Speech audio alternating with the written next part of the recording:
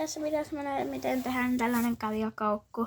Siihen tarvii sakset tai pihdit, klemmareita ja itsemme tietystikin. Niin. Nyt voitte käyttää puhelimen tai tabletin.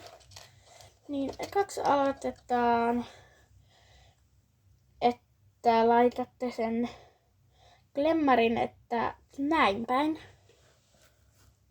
Tälleen. Sitten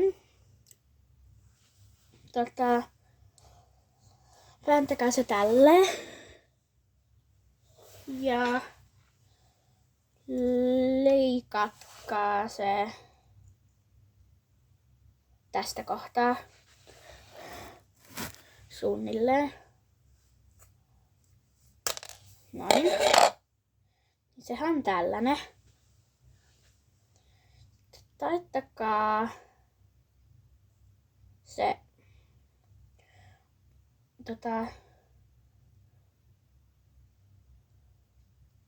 tälleen. Ja leikatkaa vieläkin, jos se on vähän liian pitkä teidän mielestä teille. Mun mielestä on.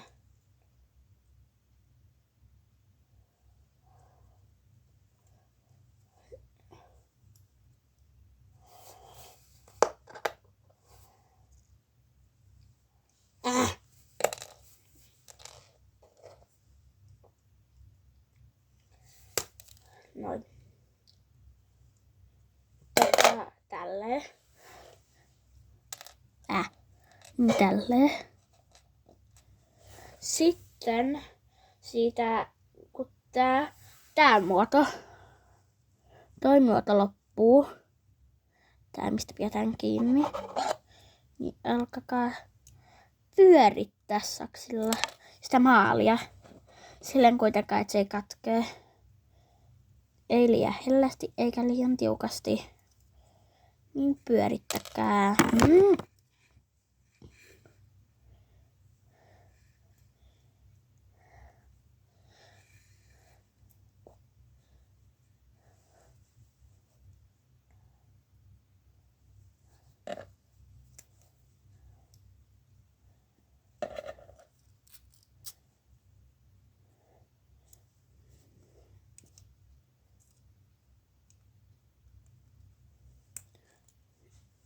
Silleen, että siinä näkyy metallia vähän, tai sitä mitä siellä alla on. Sitten ottakaa siitä saksilla kiinni ja alatte vetämään sitä.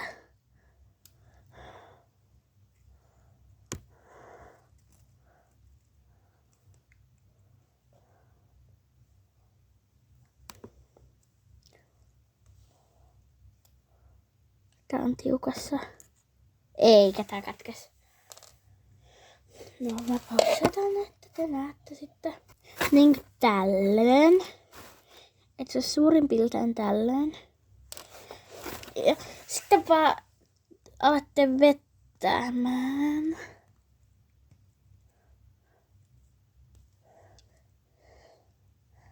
Tai työntämään. Mä työnnän.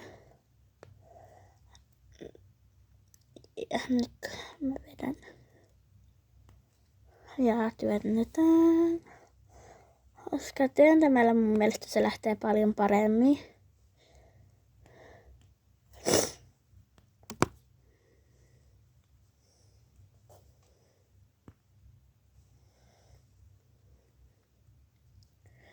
Tää on tiukassa.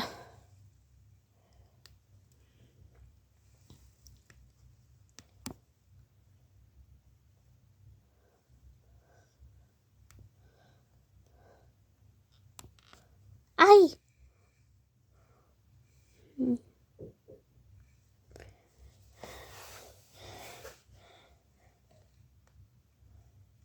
Voi vitsit.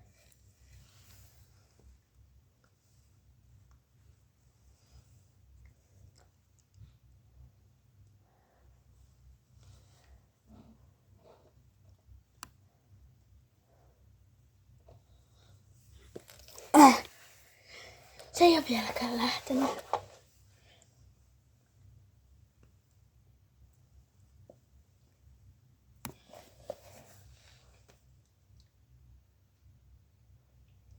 Mä paussetan, ettei ei tuu tylsää. Noin, sit kun se on tässä vaiheessa, niin otatte sen siitä vähän pois. Noin. Niin siinä on kaviakoukku. Voi kiinnittää harjaa. Sitä puhistusjuttua.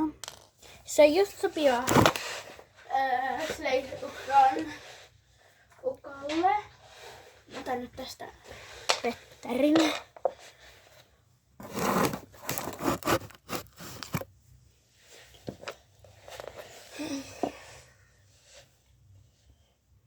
Koska... No.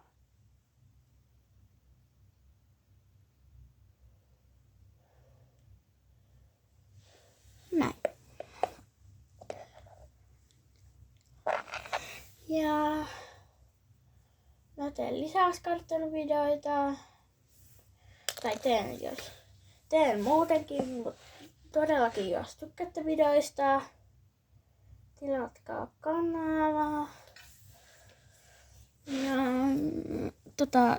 mulla on nyt 2 itse tehty, ja 2 kunnallista itse tehtyä kaviakoukkua. Niin, moikka!